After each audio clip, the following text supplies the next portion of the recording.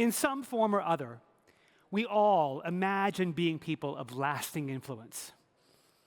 So how many of you have ever picked up the hairbrush in the morning while getting ready and into it, belted out the song playing on the radio? Come on. Said the words, "I'd like to thank the Academy." Bent over on your cocktail table as the gold medal got put on your neck, tears streaming down your face as your flag unfurled. Of course, we've all done these things. If you didn't raise your hand, we know the truth.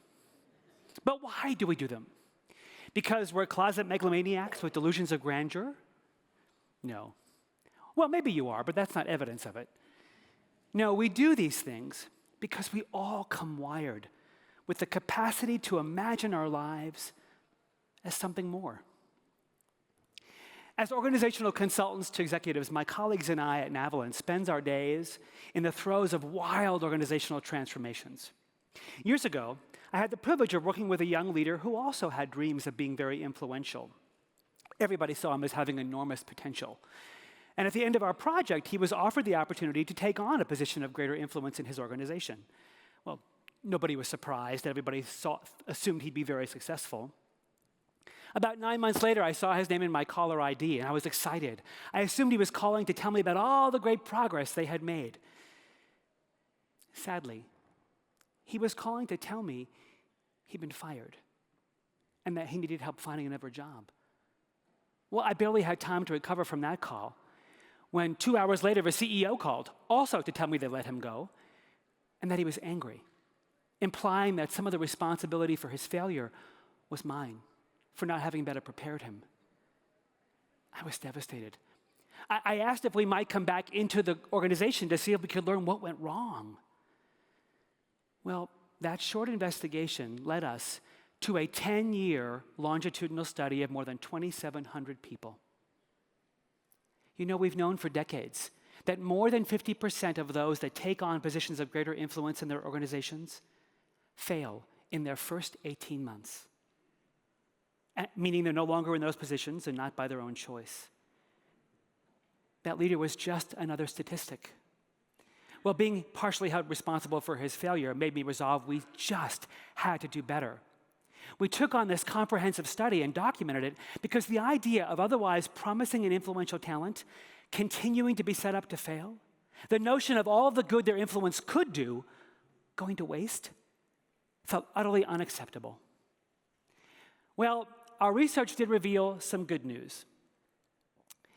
The data uncovered 4 remarkably consistent patterns among the exemplary people in the other 50% of those that actually succeeded in positions of influence.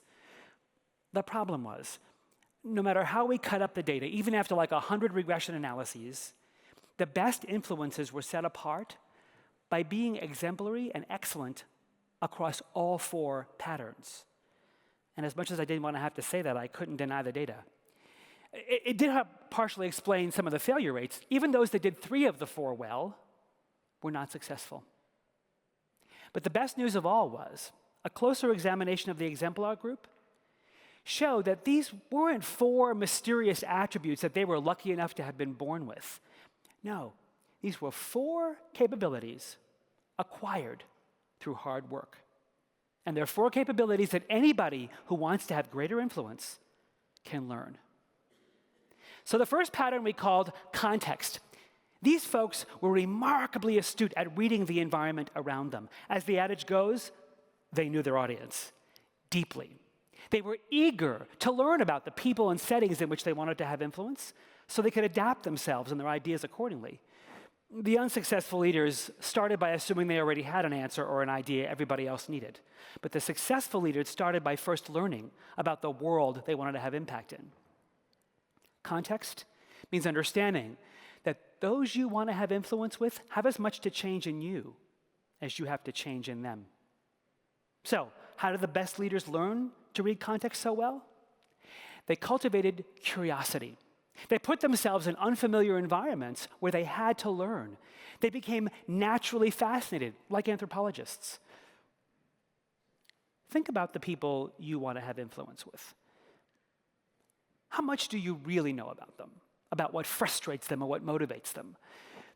What assumptions have you made about them that may not be true? To be influential with context, start by learning about those you want to influence. The next pattern we called breadth. The successful leaders had the amazing capacity to see how all the pieces and parts of their organizations fit together. They knew that those they wanted to influence fit into a bigger story. They also knew that it's common in organizations for people to be fragmented from one another. The unsuccessful leaders ignored that fragmentation and targeted their influence so exclusively on one group at the expense of others, sometimes they made the division worse. But the successful leaders knew they had to build coalition among those that were disconnected from each other. They knew that it's really at the seams of an organization where people and groups come together that transformation actually happens. Breadth means learning to see our communities and our organizations as a whole, not just the sum of their parts. So, how did the exemplary leaders learn breadth? They cultivated the ability to build bridges between people. One guy in our study, who had risen to the position of school district superintendent, inherited great tensions among parents and teachers and administrators, but he helped them find their common ground. They first found out where there was fragmentation among them, and then they brought those fragments together. To be influential with breadth, start by stitching the seams among those you want to influence. The next pattern we called choice. The successful 50% had the courage to make hard choices, even though they knew that sometimes that might mean disappointing people. They knew that sometimes you have to focus people on just a few things in order to help them have lasting impact. The unsuccessful leaders focused more on pleasing people. So they said yes too often and ended up confusing people with their choices. But the best influencers knew when and how to include people in their decision-making. Choice means narrowing your focus on just a few things in order to be able to do them with excellence. So, how did the best leaders learn to make great choices? They cultivated courage. They knew that sometimes it meant having to focus people on just a number of things in order to help them do it with excellence, even if it meant disappointing them. So, what hard choices do you need to lean into?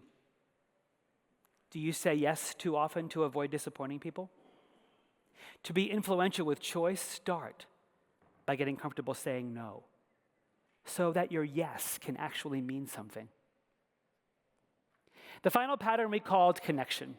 The leaders who ultimately thrived were the ones everybody wanted to be around. They were respected and credible. They had deep, trusting relationships.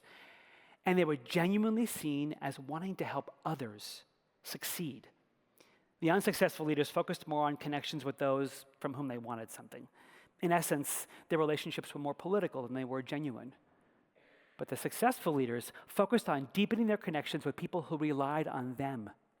One of the leaders in our study told us about 3 questions he asks everybody he works with. First, he asks, what can I do to improve in order to be a better colleague to you? What are you working on these days that's really important to you? And what can I do to help you with that really important thing? Connection means deepening trust with those you can help succeed. So how did the best leaders learn to form these deep connections? They cultivated empathy. They went out of their way to find other people they could help succeed, not because they wanted something in return, but because they genuinely enjoyed watching others soar. They asked for feedback on how they can improve in those relationships.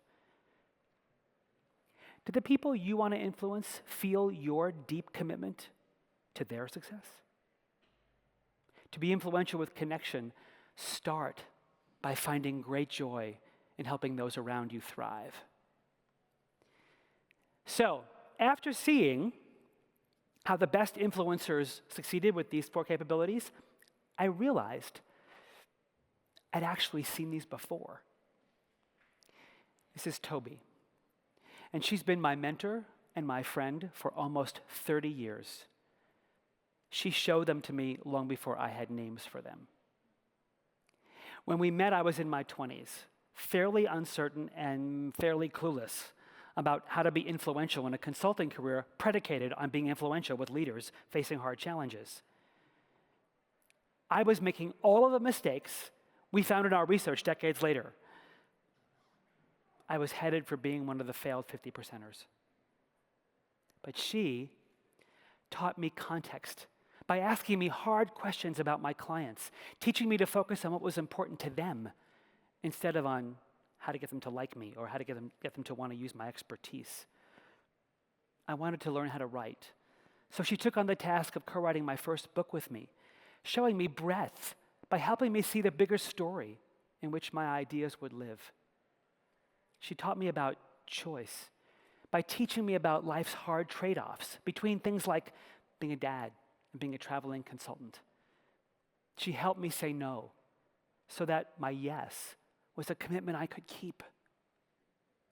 And for almost 30 years, she's made a deep personal investment in my success.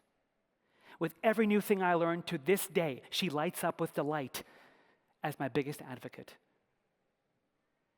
I've been on the receiving end of her amazing influence, and I've seen firsthand the power of these 4 capabilities in action. Today, my greatest joy is helping other people discover them so they can have the impact on the world they dream of having. My journey to discover these began with a promising young leader's stumble from a position he could have been more successful in had he been better prepared. But that doesn't have to be you. If you want to have more influence, or your organization expects you to have more influence, seize the opportunity. There's a hungry world out there desperate for the impact only you can make. So next time you pick up that hairbrush or imagine that big award, remember, you too can learn to do these 4 things exceptionally well. And when you do, watch. Watch your influence grow and leave an indelible mark on the world around you.